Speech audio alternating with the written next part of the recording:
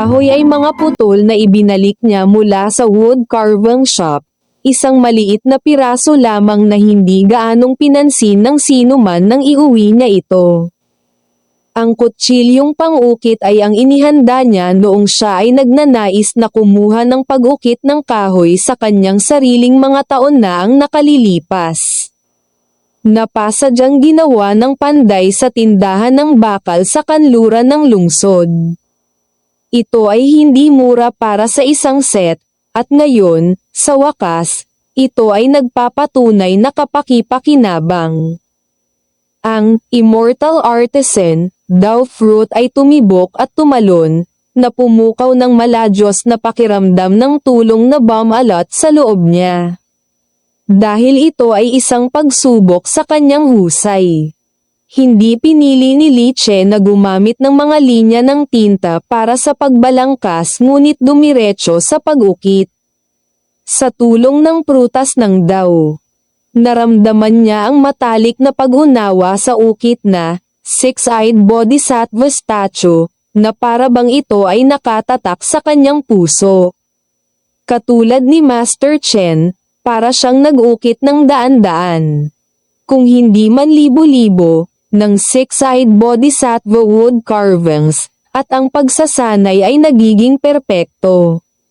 Siya ay may sariling kontrol sa bawat aspeto ng pag-ukit ng kahoy. Mula sa panlabas hanggang sa panloob na mga spatial na anyo, hanggang sa puwersang ginagawa sa bawat hiwa.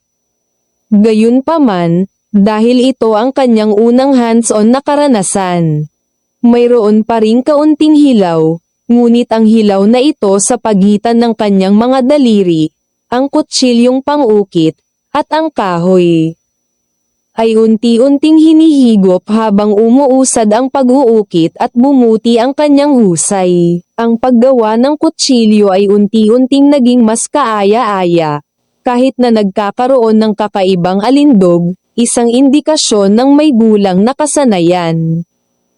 Ang mga mature na kasanayan sa pag-ukit ay nangangailangan ng patuloy na akumulasyon ng karanasan.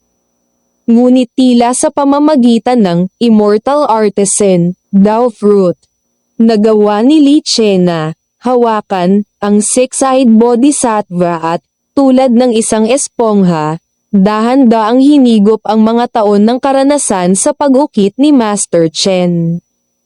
Ang tunog ng matalim na alitan ng kutsilyo sa kahoy ay kaluskos at abala. Ang lampara ng langis ay pumutok at bumagsak habang ang mga shavings at scrap ay bumagsak na parang ulan. At sa palad ni Liche, ang isang kasing laki ng palad, matalas na anggulo na six-eyed bodhisattva statue ay nagsimulang magkaroon ng hugis.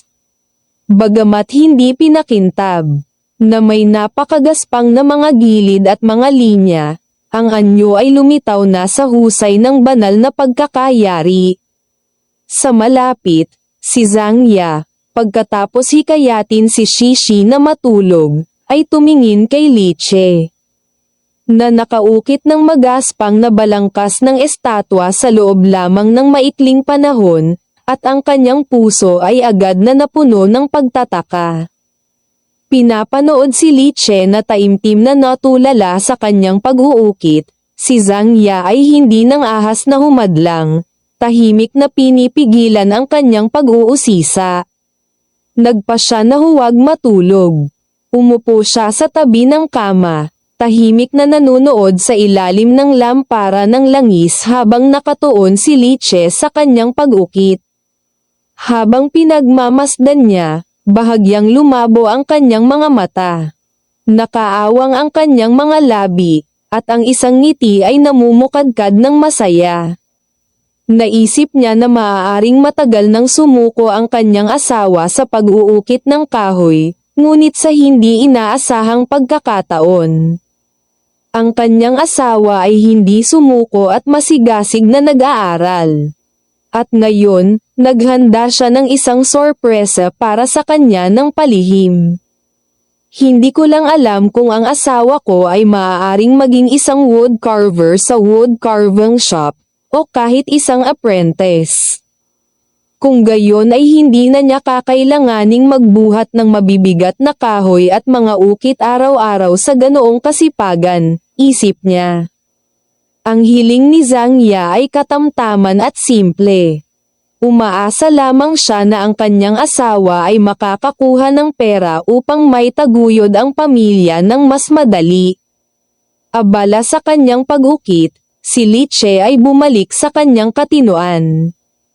Dahil ang six-eyed bodhisattva statue ay nakumpleto at hindi na kailangan pang hiwa, bagamat hindi ito pinakintab at sa makatuwid ay hindi isang tapos na produkto. Ngunit sa loob ng kanyang puso, si Li Che ay napuno ng malaking kagalakan.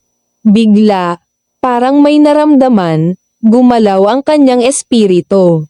Dao Fruit, Immortal Artisan, LV1, 10%, Lumiwanag ang mga mata ni Li Che nang mapansin niya ang suffix ng Dao Fruit, Immortal Artisan, na tila isang indicator ng experience point, ay bahagyang tumaas.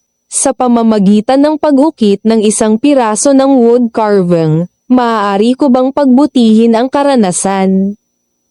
Tulad ng isang antas ng kasanayan. O ito ba ay nahawakan ko ang six-eyed bodhisattva, na pag-ukit ng kahoy, natutunan ang pamamaraan ng six-eyed bodhisattva na estatwa, at nagtagumpay sa pag-ukit. Kaya nakakuha ng 10% na pagtaas. Ang Dao Fruit na ito, ay talagang mauunawaan na nabuo at hindi pagulang. Sa pamamagitan lamang ng dahan-daang pag-aalaga nito maa-unlock niya ang tunay na kapangyarihan ng Dao Fruit. Napaisip si Li Che sa sarili. Sa kasamaang palad, hindi siya nagbalik ng mas maraming kahoy, kaya hindi niya ito agad nasubukan. Kinailangan niyang pigilan ang kuryosidad sa loob at tumayo. Nag-inat ng sarili, at nakita niya ang kanyang asawang si Zhang Ya na nakasandal sa headboard, nakatulog. Alam ni Li Che na hinihintay siya ng kanyang asawa na samahan siya sa pagtulog at nakaramdam ng init sa kanyang puso. Sa malamig na panahon na ito, mabilis niyang hinaypan ang lampara ng langis at hinayla ang kanyang nagulat na asawa kasama niya, lumubog sa mainit na kumot. Sa labas, ang snow ay bumabagsak ng malakas. Paglapag sa makapal na akumulasyon sa bubong. Gumawa ito ng banayad na tunog. Nakakatulong sa napakahimbing na pagtulog. Kinabukasan, nagtrabaho si Li Che sa wood carving shop ni Shuji gaya ng lagi niyang ginagawa. Master Chen, maaari ko bang iuwi itong scrap para makapagsanay? Sa isang pahinga, nilapitan ni Li Che si Master Chen at, nang makita ang mga putol mula sa inukit na flowing curved willow, hindi niya maiwasang magtanong.